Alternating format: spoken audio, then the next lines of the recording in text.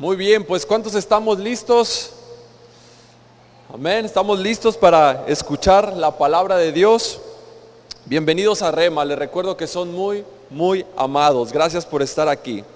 Amén. Así que para comenzar, me gustaría que hiciéramos nuestra declaración de fe, esta oración, esta declaración de fe que pues se ha vuelto parte de nuestra identidad como Rema, que se ha vuelto parte de nuestra casa. Podría decirse que ya toda una tradición, ¿no? El poder levantar nuestras Biblias y hacer esta confesión de fe. Así que ahí donde estás, te invito a que si traes tu Biblia, la tomes en tus manos, si la traes en tu celular o en cualquier lugar donde la traigas, decimos juntos: esta es mi Biblia, la palabra de Dios. Yo soy lo que la Biblia dice que soy. Yo tengo lo que mi Biblia dice que tengo. Y yo puedo hacer todo lo que mi Biblia dice que puedo hacer. Hoy la leeré, la escucharé, la obedeceré, y la semilla incorruptible de la palabra de Dios penetrará en mi corazón y producirá fruto que transformará mi vida, mi espíritu, mi alma, mi cuerpo, mis finanzas, mi familia, mi iglesia y mi ciudad para siempre. Nunca más seré el mismo. Nunca, nunca, nunca. Amén y amén. Muy bien, pues vamos a comenzar. Nada más déjenme volteo un poquito el ventilador porque está un poco fuerte el calor por aquí arriba. Así que hoy quiero hablarte acerca de la revelación de Jesucristo. Sí, la revelación de Jesucristo. Los evangelios nos revelan a Jesús, ¿no? Los evangelios nos muestran quién era Jesús cuando estuvo aquí en la tierra, su vida, su obra, los milagros que hizo, los lugares por donde anduvo, las personas con quien estuvo, las personas que lo seguían, los diferentes tipos de milagros que él hizo. También narra toda su vida desde su nacimiento, dónde nació, quiénes fueron sus padres. Después también podemos encontrar en los evangelios, nos revela toda su obra en cuanto al tiempo en el que él debía de padecer en la cruz, ¿no? Desde que fue capturado, cómo fue azotado, cómo fue golpeado, después cómo fue crucificado, cómo fue puesto en esa tumba, y después también nos muestra cómo resucitó y cómo ascendió al cielo, ¿no? Así que podemos ver en los evangelios, desde Mateo, Marcos, Lucas y Juan, podemos ver esa revelación de Jesucristo. Cómo la Biblia nos revela, muchas gracias, cómo la Biblia nos revela la vida de Jesús mientras estuvo aquí en la tierra, ¿sí? Así que es muy importante tener en cuenta eso y conocer quién fue Jesús, conocer lo que hizo, conocer su vida, su obra, y sobre todo qué fue lo que hizo por cada uno de nosotros, ¿no? Tener el conocimiento de Jesús es muy importante para la vida del creyente, es muy importante para nuestra fe. La Escritura dice: crezcan en el conocimiento, crezcan en la gracia y en el conocimiento de nuestro Señor Jesucristo. ¿Sí? Ese es prácticamente el pan de cada día para el creyente, es ir creciendo en la gracia y en el conocimiento del Señor Jesucristo, tener un poco más acerca de la revelación de quién es Él. De hecho, la Biblia habla de todo un libro acerca de revelaciones, ¿sí? Habla acerca de todo un libro acerca de revelaciones que conocemos más comúnmente como Apocalipsis. Apocalipsis significa precisamente revelaciones, ¿sí? O revelación. En el griego está conformado por dos palabras, que es la palabra apo, que es quitar, y kaliptein, que es velo, ¿sí? Eso es lo que significa la palabra Apocalipsis, es quitar el velo. Como cuando vas a un museo y van a revelar una obra de arte, ¿no? Esa obra de arte puede ser una pintura o alguna escultura, tiene un velo, tiene un velo encima, y cuando llega el momento, lo quitan el velo para que todos los que están presentes puedan ver la obra de arte. Esa podría ser la definición de la palabra Apocalipsis, quitar el velo.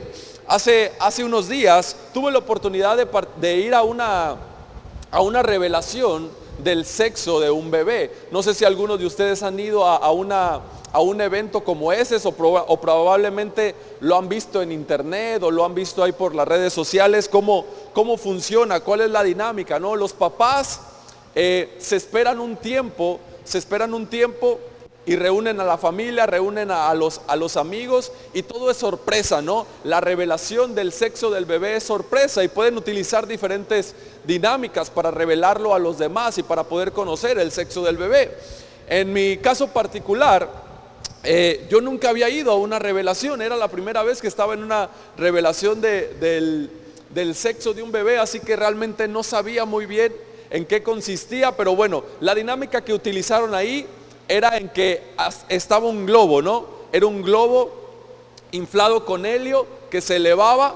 Entonces al momento de pinchar el globo, si los papelitos que tenía dentro del globo eran de color rosa, pues significaba que el sexo del bebé es que iba a ser una niña, ¿no? Pero si los papelitos salían de color azul, entonces iba a ser un niño. Entonces, pum, tronaron el globo y resultó que salieron los papelitos rosas, ¿no? Rosas. Y cuando les preguntaban a los papás que qué era lo que ellos querían, qué era lo que ellos querían que fuera, pues obviamente dijeron lo que sea, ¿no? Lo que sea es bueno, realmente no tenían preferencia por un niño, o más bien sí tenían preferencia, porque dijeron, la verdad queremos una niña, pero si no es niña no importa, pues obviamente va a ser bienvenido lo que sea, ¿no?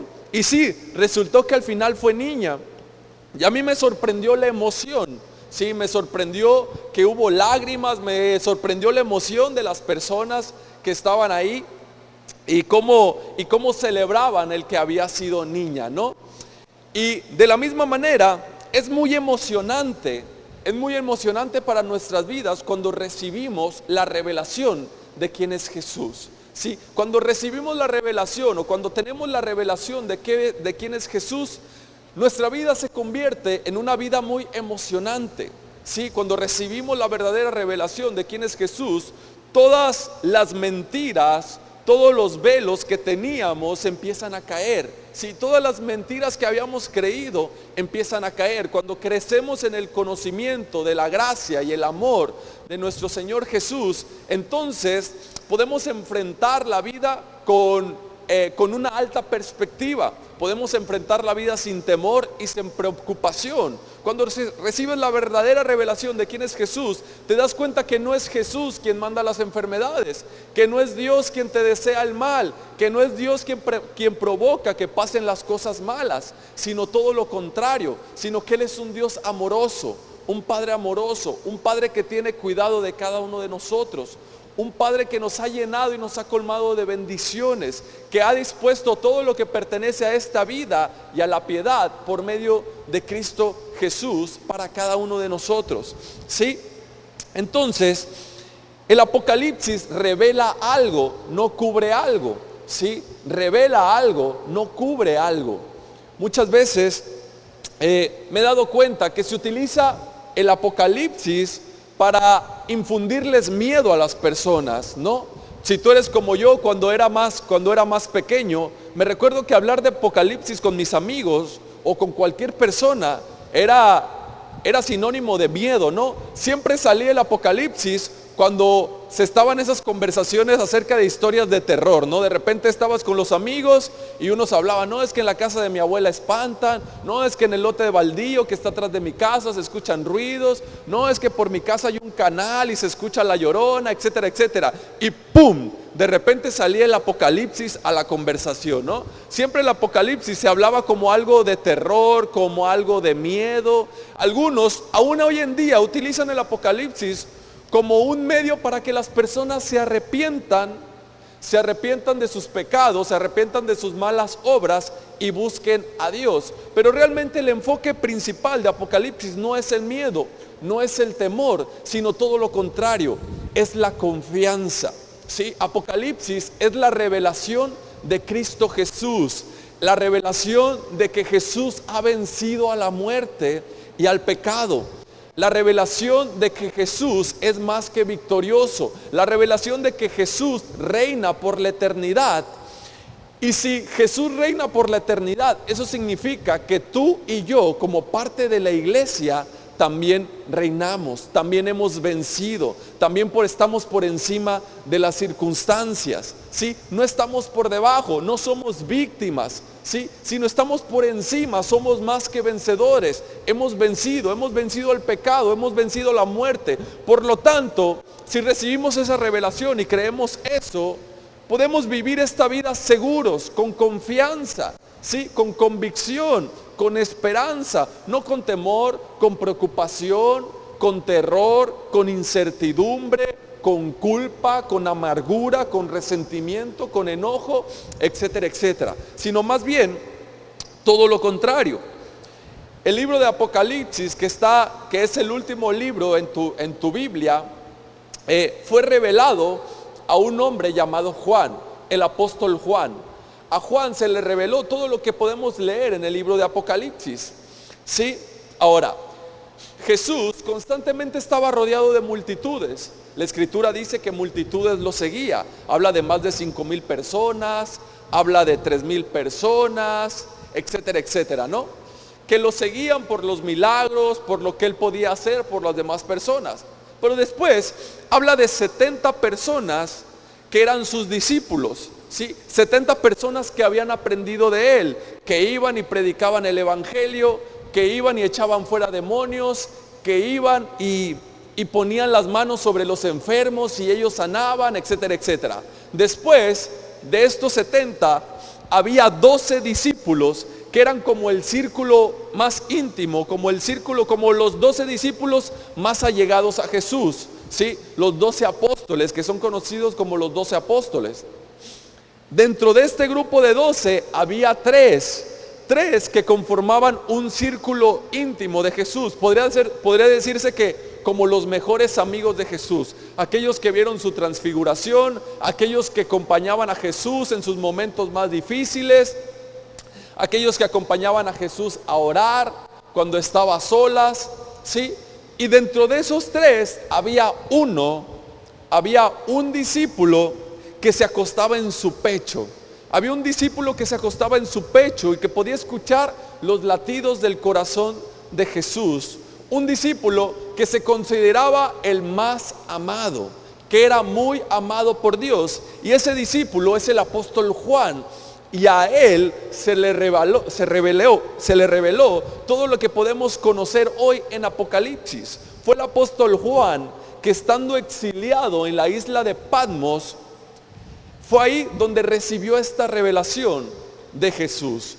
No como el Jesús, el que él había conocido, el que caminaba en la tierra, no como el Jesús que había hecho milagros, no que en el Jesús con el que había comido, sino un Jesús completamente diferente al que él conocía.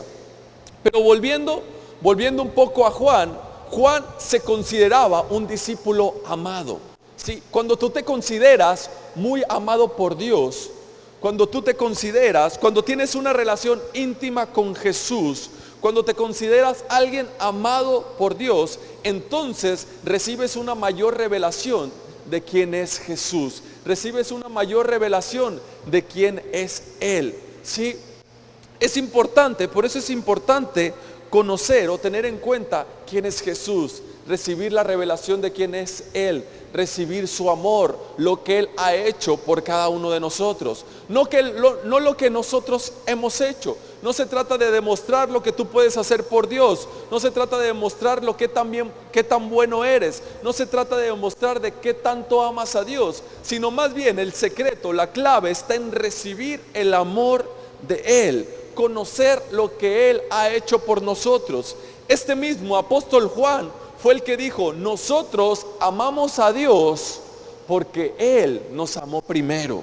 Nosotros lo amamos a Él porque Él nos amó primero. No puedes amar a Dios sin antes recibir su amor.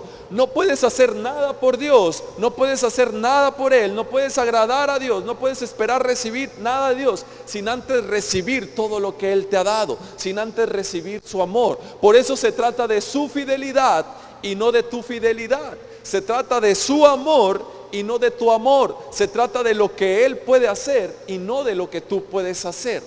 Ese es el secreto, ¿sí? Esa es la revelación que debemos de recibir. Se trata de su fidelidad, de su amor, de lo que Él ha hecho, de lo que Él puede hacer. Amén. Así que el Apocalipsis nos revela a un Jesucristo victorioso, nos revela a un Jesucristo vencedor, lo que significa que tú y yo también somos más que vencedores. La Escritura dice que todos los que pertenecen a Cristo Jesús, todos los que han puesto su fe, su confianza en Él, son más que vencedores. ¿Alguno ha escuchado este versículo? Es un versículo muy conocido que dice que en Cristo somos más que vencedores, que en Cristo Jesús somos más que vencedores. Y la verdad, yo había escuchado estas palabras muchísimas veces, ¿sí? Desde que empecé a ir a la iglesia, yo había escuchado, en Cristo Jesús somos más que vencedores. Y en las canciones, en Cristo Jesús somos más que vencedores. Y nunca había puesto atención, ¿por qué dice que somos más que vencedores? La Escritura no pasa ninguna palabra, o sea, no hay ninguna palabra que esté por demás, ¿sí? Todo está perfectamente bien calculado. Todo lo que encontramos en la Biblia es por algo, tiene una razón de ser. Así que esta frase o este versículo pudo haber dicho, en Cristo Jesús somos vencedores. Y hubiera estado bien, ¿cierto? Pero dice, somos más que vencedores.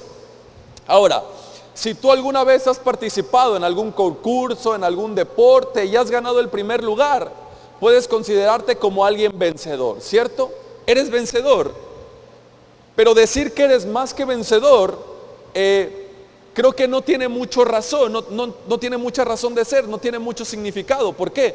Porque ya no puedes ser más que vencedor. Si eres vencedor, eres completamente vencedor. O sea, no eres más ni menos vencedor. Ya eres un vencedor. No puedes ser más vencedor, no puedes ser menos vencedor. Si has vencido, entonces eres completamente vencedor. Pero la Escritura dice que somos más que vencedores. Y yo me puse a pensar, ¿por qué dice que somos más que vencedores? Eso llamó mi atención. Y después me puse a ver toda la vida de esos vencedores, toda la vida de esos hombres y mujeres de fe que habían tenido victorias en sus vidas. Me puse a analizar la vida de esos hombres y mujeres de fe que habían sido considerados como hombres y mujeres vencedores. Y me di cuenta que en todos ellos había un denominador común. En todos ellos había un denominador común, y es que ellos habían creído que habían vencido antes de recibir la victoria, ¿sí? Ellos habían creído que habían tenido la victoria antes de que se manifestara su victoria. Ellos habían creído que habían sanado antes de que la sanidad se manifestara. Ellos creían que habían ganado la batalla antes siquiera de dar el primer golpe, ¿sí? Ellos creían que habían vencido antes de hacer cualquier cosa. Ellos lo habían creído. Y me di cuenta que eso es lo que la Biblia se refiere a que somos más que vencedores. Cuando sabes, cuando tienes la convicción, cuando tienes la fe de que vas a salir de cualquier circunstancia, de que vas a vencer cualquier batalla que estés enfrentando, que vas a superar cualquier obstáculo al que te enfrentes antes de que éste se manifieste en tu vida. Quizás estás pasando por alguna enfermedad, quizás estás pasando por algún momento difícil, la escasez, algún problema familiar, quizás no encuentras trabajo, etcétera, etcétera, cualquier cosa que sea, ¿sí? Eres considerado más que vencedor cuando crees, cuando tienes la convicción de que vas a salir adelante, de que lo vas a superar, de que vas a sanar, ¿sí? De que la sanidad se va a manifestar en tu cuerpo, de que la provisión va a llegar. No importa la situación actual en la que te encuentres, no importa. ¿Por qué? Porque cuando lo crees, cuando estás convencido, entonces tienes paz. Cuando lo crees, estás convencido, entonces tienes alegría. Cuando lo crees, cuando estás convencido, entonces eres paciente, ¿sí? No hay nada que te robe. No hay nada que te robe tu paz, tu alegría, tu paciencia, tu perseverancia, cuando lo crees y estás convencido, ¿sí? Y el Apocalipsis nos revela precisamente eso. Nos revela el final de la película antes de que ésta termine. Nos revela el final de la historia antes de que llegue el fin. nos revela que hemos vencido antes de que se muestre la victoria. El Apocalipsis nos revela a un Jesús que ha vencido la muerte. Nos revela que tú y yo hemos vencido la muerte, que hemos vencido el pecado, que al final todo estará bien. Sí, que al final todo va a estar bien, que al final vamos a vencer, que al final estaremos en la presencia de Dios, que todo aquel que cree no se perderá, sino que tendrá la vida eterna, que podrá disfrutar de un futuro glorioso, que toda lágrima será limpiada, que toda herida será sanada, que todo será restaurado, que todo se hará nuevo. ¿Sí? El Apocalipsis nos muestra este final. Por eso es que el Apocalipsis, en vez de darnos miedo, en vez de preocuparnos, nos debe dar confianza, ¿sí? Nos debe de dar seguridad. ¿Por qué? Porque no es otra cosa más que la revelación de la victoria del Señor Jesús. No es otra cosa que un Jesús que ha vencido. Y si Él ha vencido, nosotros también hemos vencido. La Escritura dice, como Jesús es, nosotros somos en este mundo. No dice como Jesús era cuando caminó en esta tierra. No dice como Jesús era cuando estaba en Jerusalén. No, dice como Jesús es ahora. Como Jesús es ahora. Sí, Él está ahora sentado a la diestra del Padre y está reinando con autoridad. Tiene el control del cielo y del infierno. Él es el alfa y el omega, el principio, el fin, el que era, el que es y el que ha de venir, el rey de reyes, el león de la tribu de Judá. Y como Él es, nosotros somos en este mundo. Nosotros somos ahora. ¿Qué significa? Que estamos por encima de cualquier problema, que estamos por encima de cualquier circunstancia, que estamos por encima de cualquier dolor, de cualquier enfermedad, de cualquier preocupación. Estamos por encima, hemos vencido, ya hemos tenido la victoria sobre eso. Debemos de creerlo. Debemos de creer de que Jesús ya nos ha dado la victoria. No importa la situación en la que te encuentres ahora, no importa la circunstancia, ya has vencido. Sí, vas a salir de eso, lo vas a atravesar. El escritor, el salmista dice, aunque ande por el valle de sombra y de muerte, no temeré mal alguno. Sí, no temeré mal alguno. Tu vara y tu cayado me infundirán aliento. Sí, Jesús dijo, en este mundo tendrán aflicciones. Sí, en este mundo tendrán aflicciones, pero confíen. Yo he vencido al mundo. Es decir, en este mundo van a pasar por enfermedad. Sí, van a pasar enfermedad. En este mundo van a pasar por tristeza, van a pasar por depresión, van a pasar por traición, van a pasar por difamación, los van a insultar, van a hablar mal de ustedes, los van a traicionar, etcétera, etcétera, etcétera. En este mundo van a pasar por eso. No intenten creer en una falsa idea de que no van a pasar cosas malas. No piensen o no crean en la falsedad de que todo será color de rosa, de que todo va a estar bien, de que todos tus planes serán perfectos, de que todo te va a salir tal como lo planeaste porque vienes a la iglesia, ¿sí? O porque lees la Biblia, o porque oras. No, Jesús mismo lo dijo, en este mundo tendrán aflicciones. La clave está en confiar en mí. ¿Por qué? Porque yo he vencido. Yo les ayudaré a superar cualquier enfermedad. Yo les ayudaré a superar cualquier aflicción, cualquier tristeza, cualquier mal hábito, ¿sí? Cualquier circunstancia yo les ayudaré. Y si yo voy con ustedes, entonces pueden estar seguros de que tendrán la victoria. Amén. Así que recuerda eso, eres más que vencedor. ¿Por qué? Eres más que vencedor cuando crees que has vencido antes de que la batalla comience. Cuando crees que has vencido la enfermedad antes de que la sanidad se manifieste.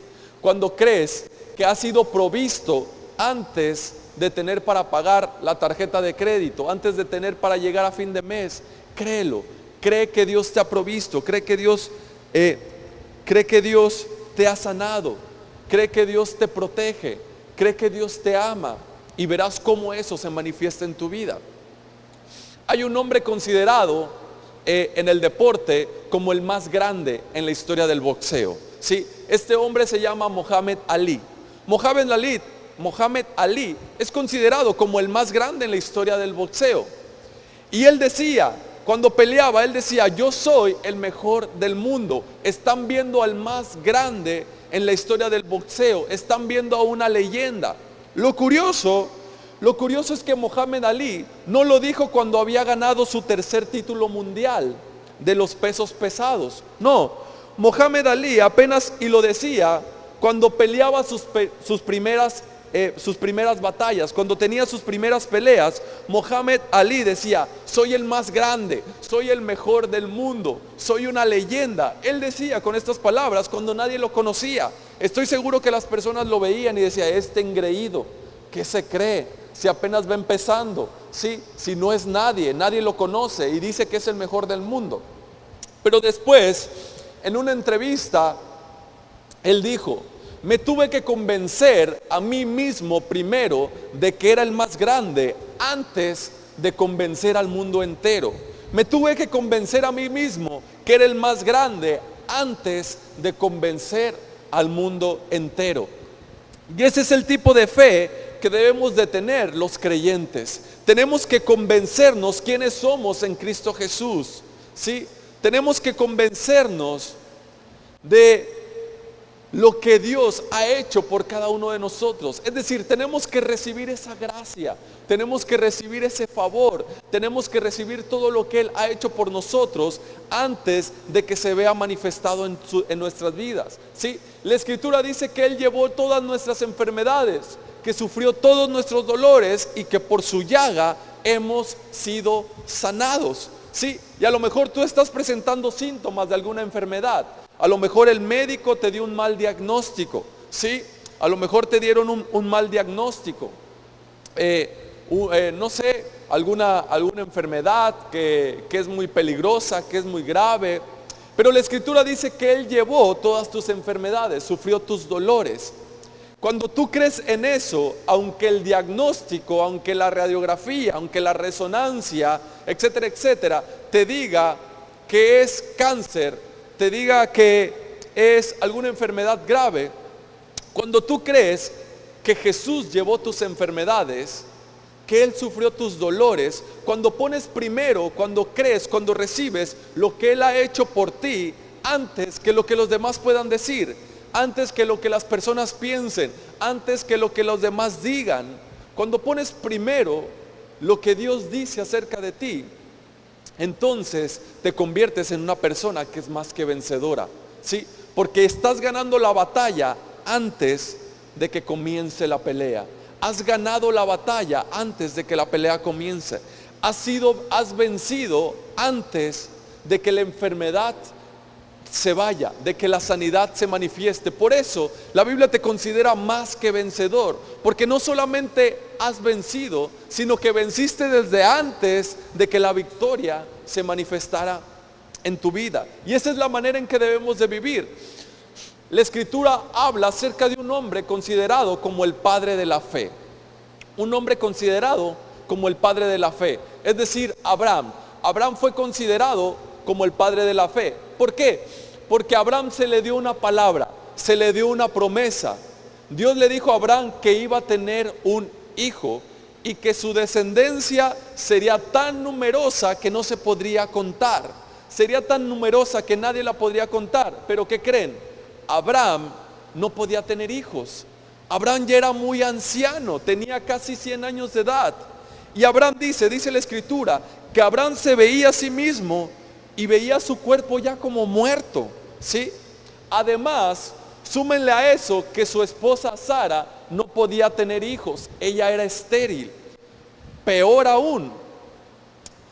Pero la Escritura dice que Abraham, viendo su cuerpo y viendo que Sara era estéril, no dudó y creyó en la promesa que Dios le había hecho. No dudó y creyó en la promesa que Dios le había hecho. ¿Y qué creen? El hijo de la promesa llegó y su descendencia hasta hoy en día no se puede contar. Hasta hoy en día no se sabe cuántos son los descendientes de Abraham. Se perdió la cuenta. Sí, se perdió la cuenta, no se conoce cuántos son los descendientes de Abraham. Quizás tú hoy estás sentado aquí y seas descendiente de Abraham. Sí, No lo sabemos, no se sabe. Pero la Escritura dice, o la parte importante es que Él creyó a pesar de sus circunstancias. Él creyó a pesar de que se veía Él como muerto. De la misma manera, esa es la manera en que debemos de vivir. Creer a pesar de las circunstancias. Creer a pesar de lo que los doctores digan. Creer a pesar de lo que las personas digan. Tener en un más alto estima lo que Dios dice de ti, lo que Él promete, lo que Él ha hecho por ti y por mí. Amén. Así que esto no se trata de ser positivos y decir soy el mejor, o soy sano, soy provisto. Oye, ¿cómo te sientes? Bien, soy sano. No, se trata de creerlo, ¿sí? Se trata de creer en lo que Dios dice, creer y hacerlo parte de ti, recibir esa revelación de quién es Jesús, ¿sí? Así que es importante creer o aplicar esto a nuestra vida diaria, creer que eres un buen ingeniero, que serás un buen ingeniero aunque aún no termines la universidad, ¿sí? Creer que serás un buen padre, un buen esposo, una buena madre, una buena esposa, aunque todavía no te hayas casado, ¿sí? Creer que tendrás éxito en los negocios, aunque aún no recibas tu primer ingreso, ¿sí? Creer que serás sano, creer que eres sano, aunque aún presentes algunos síntomas, ¿sí? Creer que tu familia, que tu matrimonio, que tu hijo será restaurado, aunque quizás veas que nada pasa, aunque quizás veas que las cosas van de mal en peor, aunque quizás veas que las discusiones aumentan, ¿sí? Aunque quizás veas que los malos hábitos o los vicios siguen estando ahí. Es creer en lo que Dios dice de ti. La Escritura dice que Él suplirá todas tus necesidades conforme a sus riquezas en gloria. Que toda lengua que se levante en tu contra caerá delante de ti. Que Él te ha coronado de favor, ¿sí? La Escritura dice que serás provisto, que serás próspero, que serás sano. La Escritura dice, amado, yo deseo que tengas salud y que prosperes en todas las cosas, así como prospera tu alma. Es decir, que tengas prosperidad no solamente física, no solamente económica, sino una prosperidad mental, espiritual, una prosperidad en tu alma. Sí, Dios nos ha cubierto en todas las áreas de nuestras vidas, pero es importante creerlo. ¿Por qué? Porque la Escritura dice que el reino de los cielos sufre violencia, ¿sí? El reino de los cielos sufre violencia. ¿Qué significa esto? Que hay muchas cosas que intentarán hacerte creer lo contrario a lo que Dios dice. Hay muchas cosas que intentarán desanimarte. Hay muchas cosas que intentarán llevarte a que no creas lo que Dios dice de ti, a que le hagas más caso a las circunstancias, a que le hagas más caso a lo que los demás dicen, a que le hagas más caso a lo que está mal, ¿sí? A que le hagas más caso a la enfermedad, a que le hagas más caso a las ofensas, a que le hagas más caso a tus sentimientos que te hacen daño, ¿sí? Hay muchas cosas que intentarán robarte lo que Dios dice de ti.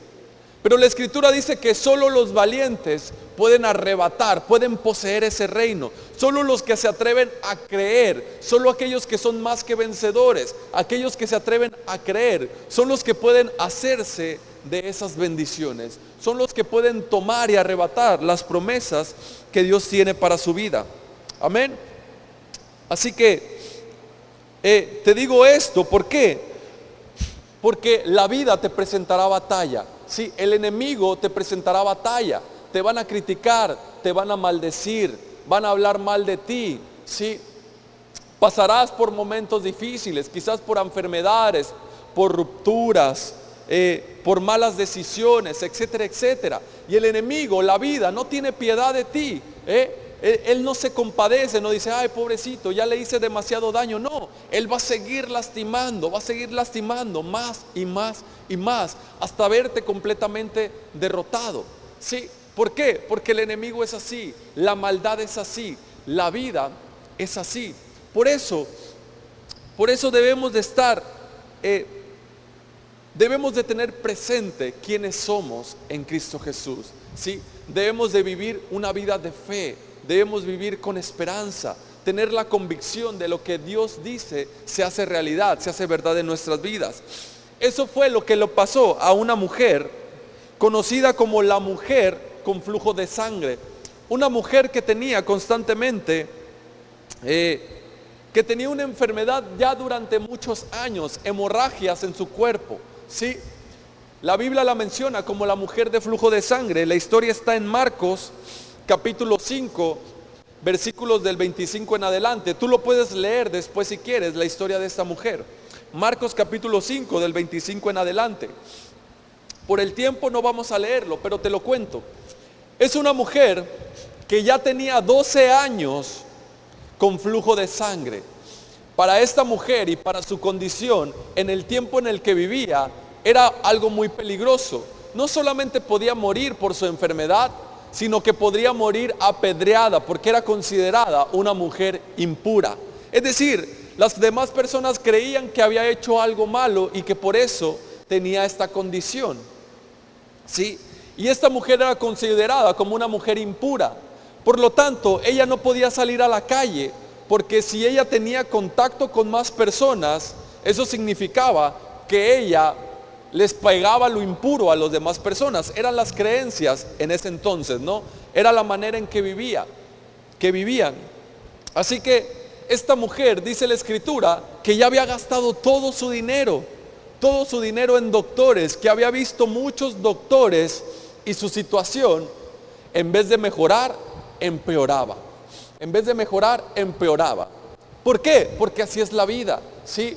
Porque así es la vida. Así es el enemigo. No le basta con hacerte daño, siempre va a intentar hacerte más daño, ¿sí? Siempre va a intentar llevarte de mal en peor. Pero dice la escritura que esta mujer escuchó hablar de Jesús. Es decir, recibió una revelación de quién era Jesús. Recibió la revelación de que Él no condenaba a nadie, de que Él no estaba juzgando a nadie, de que Él no venía a condenar a nadie, sino que venía a salvar.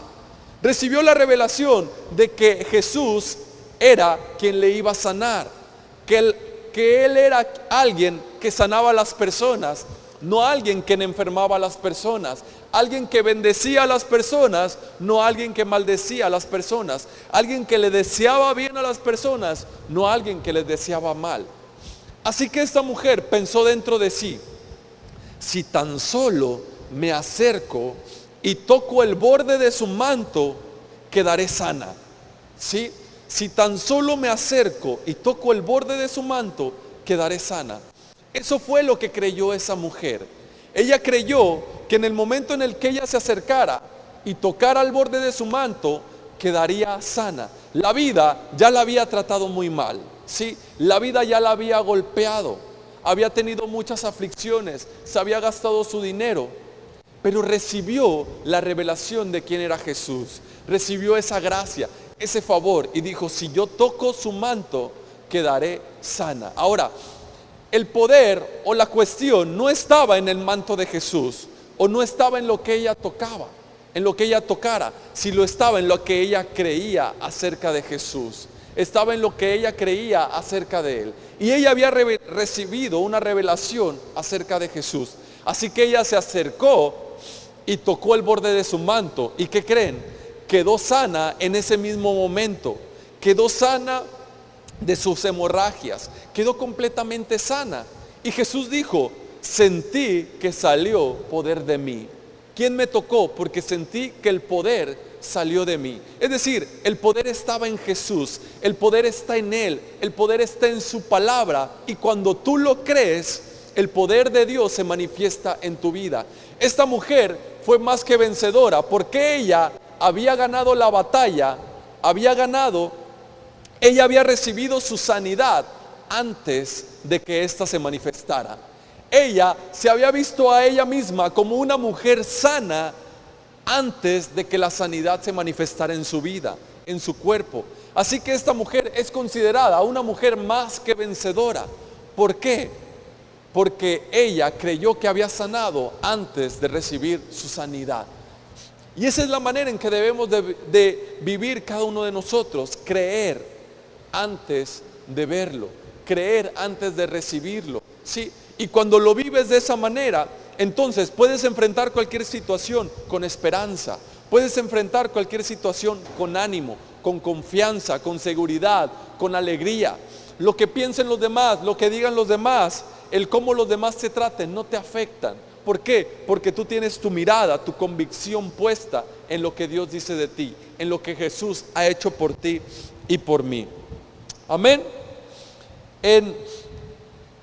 En la Escritura también habla acerca de la historia de los israelitas, cuando ellos fueron liberados de Egipto.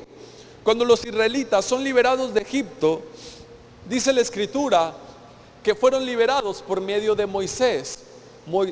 Dios utilizó a Moisés para que liberara al pueblo de Israel de la esclavitud de Egipto. Y mientras estaban en el desierto, la Escritura dice que Dios se manifestaba completamente, constantemente a sus vidas, que había una nube que los cubría durante el día, que había una columna de fuego que los acompañaba durante la noche, que cuando tenían hambre, maná caía del cielo para que ellos pudieran comer, ¿sí? Que Él endulzó las aguas amargas para que ellos pudieran beber, que Dios hacía que saliera agua de una roca para que ellos pudieran saciar su sed. Sus ropas no se desgastaban, su calzado no se desgastaba. Durante 40 años Dios suplió todas y cada una de sus necesidades, ¿sí? Esa es una de las maneras en que Dios se manifiesta en nuestras vidas muchas veces, ¿sí? Donde nosotros no tenemos que hacer nada. Simplemente el favor de Dios se muestra, simplemente el favor de Dios se manifiesta, simplemente la gracia de Dios se manifiesta en nuestras vidas. Pero esa no es la única manera en que Dios hace las cosas. Después, la Escritura dice que después viene Josué. Josué es quien introduce al pueblo a la tierra prometida. Moisés ya había muerto, ahora le tocaba el turno de liderar al pueblo a Josué. Y Josué es quien introduce al pueblo a la tierra prometida. Pero ahora las cosas eran diferentes, ¿sí? Ahora las cosas eran diferentes. Ahora los israelitas ya no iban a ser tratados como unos niños chiquitos, donde Dios les daba todo lo que necesitaban, ¿sí? Ahora tenían que madurar. Ahora ellos tenían que vivir por fe. Tenían que dar pasos de fe. Tenían que creer en la gracia, en el poder de Dios. Tenían que creer en su palabra, en la palabra de Dios. Así que ellos atraviesan el río Jordán y Dios les dice: así como estuve con Moisés, yo estaré con ustedes. No teman, no desmayen, esfuércense y sean valientes, porque yo voy con ustedes. Pero Dios le dice algo a Josué, y le dice: Josué, todo lugar donde pongas la planta de tus pies, yo te lo he entregado. Todo lugar donde pongas la planta de tus pies, yo ya te lo he entregado. Es tuyo. Pero aquí está el secreto. Josué, ahora tú debes de dar ese paso de fe, ¿sí? Ya no esperes a que caiga maná del cielo, ¿sí? Ya no esperes a que la nube avance para que tú puedas avanzar, ¿sí? Ya no esperes. Su ropa se empezó a desgastar, sus calzados empezaron a desgastar, el maná del cielo dejó de caer, ahora tenían que sembrar, ahora que tenían que trabajar por el alimento. Pero Dios seguía estando con ellos, solo que ahora era de una manera diferente. Ahora ellos tenían que vivir por fe. ¿Por qué? Porque para heredar la tierra prometida, para heredar las promesas que Dios tiene para nosotros, es necesario vivir por fe. Si Josué se hubiera quedado esperando en el río Jordán a que la nube se moviera o a que Dios le diera la instrucción, no hubiera pasado nada. ¿Por qué? Porque Dios le dijo: Josué, donde tú pongas la planta de tus pies, yo te entregaré ese lugar. ¿Qué significa esto? Que Josué tenía que dar un paso de fe, que Josué tenía que avanzar y que Dios lo respaldaría. ¿Por qué te digo esto? Porque muchas veces esa es la mayor excusa que nosotros ponemos para cuando vemos que nada sucede. Es que estoy esperando la voluntad de Dios. Es que estoy esperando que Dios me sane. Es que estoy esperando que Dios me ayude. Es que estoy esperando que Dios me provea. Es que estoy esperando. Cuando Dios ha dicho que Él ya nos ha provisto. Cuando Él ha dicho que ya nos ha sanado. Cuando Él ha dicho que Él está con nosotros en donde quiera que vayamos. Lo que significa que nosotros debemos de dar esos pasos de fe. Es decir, debes de creer que ya has sido sano. Debes de creer que ya has sido provisto, aunque aún no lo veas, aunque aún no te sientas como una persona sana, aunque aún no te sientas como una persona provista, aunque aún no te sientas como una persona restaurada, aunque aún no te sientas como una persona que ha dejado sus malos hábitos, aunque aún no te veas como una persona que ha cambiado su carácter, que ha cambiado su comportamiento. Es importante que creas que dentro de ti Dios ha puesto todo el poder, todo lo necesario para hacer ese cambio en tu vida. ¿Sí? Es decir, que te veas a través de los ojos de Dios, que te veas a través de sus ojos y no a través de tus ojos. Dios dice que eres una persona amada, que eres amable. Dice la Escritura, el fruto del Espíritu. ¿Cuál es el fruto del Espíritu? Lo que está dentro de ti. Dentro de ti hay amor, hay paz, hay benignidad, hay dominio propio, hay mansedumbre. Sí, no, ya no está. iba a mencionar la lona que teníamos aquí. Ya está allá atrás, ¿no? El fruto del Espíritu es amor, gozo, paz, paciencia, benignidad. Eso es todo lo que tú eres. Tú eres lo que Dios dice que tú eres. No eres lo que ves o lo que crees que tú eres o lo que las demás personas opinan de ti. Cuando te ves a través de los ojos de Dios, es decir, son unos ojos de fe, la fe que Dios tiene en ti, la confianza que Dios tiene en ti. ¿Por qué? Porque es algo que Él ha hecho por cada uno de nosotros. Cuando nos vemos a través de nuestros ojos, entonces todo lo que está dentro de nosotros ahí guardado, el poder de Dios que está en nosotros, se empieza a manifestar en nuestras vidas. La confianza, la paz, el amor, el gozo, la paciencia, la sanidad, la provisión, etcétera, etcétera. Amén. Así que en el desierto los israelitas seguían a la nube, pero en la tierra prometida Dios los seguía a ellos. Dios estaba con ellos y seguía con ellos. ¿Sí? Así que es importante dejar las excusas, dejar de pensar o de esperar. Es que estoy esperando a que Dios me sane, estoy esperando a que Dios me provea. Cuando Dios me provea, o cuando Dios me sane, o cuando Dios haga esto por eso, o espero que Dios me ayude en esta situación. No, Él ya lo ha hecho. Sí, Él ya lo ha hecho. El estar esperando denota que estás creyendo de una manera incorrecta. El estar esperando denota que no tienes la revelación de lo que Jesús ha hecho. ¿Por qué? Porque Él ya te ha sanado, Él ya te ha provisto, Él ya te ha perdonado todos los pecados, pasados, presentes y futuros. Dice la Escritura que Él ni siquiera se acuerda de tus pecados, lo que significa que no tienes que estar viviendo con culpa, que no tienes que seguirte condenando, sintiéndote mal por lo que hiciste en el pasado, por los errores que cometiste, sino que tienes que ver hacia adelante y dar pasos de fe. Tienes que creer que te irá bien en la vida, que el día de hoy te pasará algo bueno en tu vida y pasará algo bueno a través de ti. ¿Sí? Que no hay ninguna situación que no puedas enfrentar y que no puedas superar, que tu familia será restaurada. ¿Sí? Que tus hijos saldrán de los malos pasos, de los malos hábitos, ¿sí? Que vivirás con más paz, con más alegría, que tendrás seguridad, confianza, que encontrarás un mejor trabajo, que comprarás tu casa, tu coche, etcétera, etcétera. Tienes que creer y recibir esa gracia, tienes que creer lo que Dios ha hecho por ti y por mí.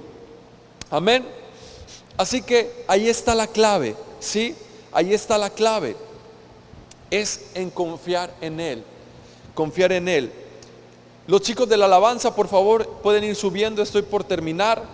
Me gustaría leerte un último versículo antes de terminar, que está en Hebreos capítulo 12, verso 2. Hebreos 12, versículo 2, en la Nueva Versión Internacional. Si lo tienes por ahí en pantallas, lo puedes leer conmigo. Dice así: fijemos la mirada en Jesús, el iniciador y perfeccionador de nuestra fe. Si estás dudando si tienes fe, ¿alguna vez has dudado? A mí me ha pasado muchas veces. Yo me he preguntado, ¿de verdad estaré creyendo? ¿De verdad estaré confiando? Creo que no tengo fe, creo que me falta más fe. Bueno, si a ti te ha pasado así, aquí este versículo nos da la clave. Dice, fijemos nuestra mirada en Jesús, el iniciador y el perfeccionador de nuestra fe. Es decir, que la fe viene cuando pones tu mirada en Él, cuando pones tu mirada en Jesús, en su palabra, en su obra, en lo que Él ha hecho por cada uno de nosotros. ¿Sí? La fe no viene cuando te miras a ti mismo. La fe no viene cuando miras tus circunstancias. La fe no viene cuando te preguntas, ¿tendré fe?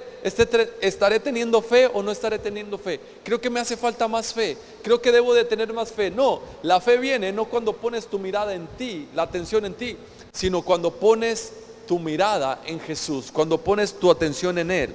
¿Por qué? Porque Él es el iniciador y el perfeccionador de nuestra fe. Dice, quien por el gozo que le esperaba, soportó la cruz, menospreciando la vergüenza que ella significaba.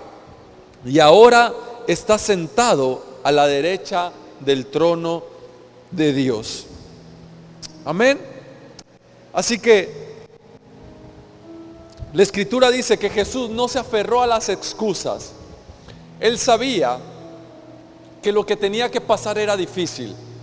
Él sabía que sufriría dolor, que tendría aflicción. Pero dice que Él no se enfocó en eso. Que Él no se enfocó en eso, sino que por el gozo que le esperaba, soportó la cruz. Atravesó el problema, atravesó la circunstancia. Porque sabía que nuestras vidas, nuestra esperanza dependían de Él. Nuestra salvación dependía de la decisión que Él tomaría. Por eso Él no se rehusó a ir a la cruz, ¿sí? No se rehusó a ir a la cruz, porque por el gozo que le esperaba, Él lo soportó. Y gracias a eso, cada uno de nosotros podemos vivir con confianza, con esperanza. ¿Por qué? Porque Él ha vencido. Él ha vencido. Él ha superado. Él nos ha puesto en su posición. Y como Él es, nosotros somos en este mundo. Amén. ¿Por qué no le das un fuerte aplauso al Señor? Te invito a ponerte de pie. Y para terminar vamos a darle gracias con un canto. Vamos a darle gracias por lo que Él ha hecho por cada uno de nosotros. Amén. Así que ahí donde estás, si gustas cerrar tus ojos y vamos a darle gracias a Dios. En una ocasión un sabio dijo, imposible es una palabra que utilizan las personas para vivir fácilmente. Imposible es una palabra que utilizan las personas que no se atreven a sacar el poder que se les ha sido dado para cambiar el mundo. Imposible. Imposible no es un hecho, es una opinión. Imposible es un reto. Imposible es temporal. Lo imposible para Dios es nada. La palabra imposible para Dios no existe. Y la Escritura dice, no hay nada imposible para Dios. Por eso es que tú y yo hoy somos más que vencedores. No por lo que nosotros podemos hacer, sino lo que Él puede hacer. Sí, lo que Él ha hecho por nosotros. Así que cuando creemos en ese Dios, cuando creemos en el Dios de lo imposible, no hay ninguna situación, no hay ninguna circunstancia que no podamos vencer y que no podamos atravesar. Amén. Así que ¿por qué no le das otro fuerte aplauso al Señor por su amor, por su gracia, por lo que Él ha hecho por nosotros? Amén. Gracias a Dios. Así que ahí donde estás, si gustas tomar tu lugar, vamos a vamos a orar por las ofrendas. Señor, te damos gracias por estas ofrendas que se van a recibir. Gracias, Señor, porque tú eres nuestro proveedor, porque tú has suplido todas nuestras necesidades conforme tus riquezas en gloria. Por eso damos con alegría un poco de lo mucho que tú nos has dado. Gracias, Padre, por tener nuestras vidas en tus manos. En el nombre de Jesús, amén y amén. Muy bien, pues mientras pasan por ahí con los ofrenderos, te recuerdo que tenemos reuniones los miércoles a las 6 de la tarde. Los miércoles también tenemos un momento de oración para todas aquellas personas que tienen alguna petición, alguna necesidad. Tomamos un momento para orar por cada una de esas peticiones. Los miércoles a las 6 de la tarde tenemos oración y también tenemos el servicio normal, servicio general. Los domingos, como el día de hoy, también tenemos reuniones 10 de la mañana y 6 de la tarde. El grupo de alabanza tiene sus ensayos los sábados a las 4 de la tarde y el grupo de jóvenes tiene sus reuniones el sábado a las 6 de la tarde. Muy bien, pues me parece que son todos los anuncios. ¿Algún otro anuncio? Todo, ¿verdad? Muy bien. Muy bien, pues ahora sí, te invito a que te pongas de pie para quedar despedidos.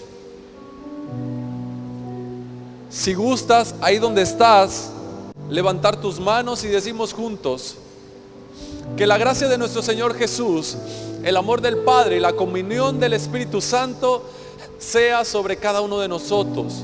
Que todo nuestro ser, espíritu, alma y cuerpo permanezcan irreprensibles hasta la venida de nuestro Señor Jesús. Que a partir de hoy y hasta que nuestro Señor vuelva, te encuentre a ti y a mí recibiendo una mayor revelación de Jesucristo, creciendo en su gracia y en su conocimiento. Los que así lo creemos decimos amén y amén. Que Dios les bendiga. Gracias por estar aquí.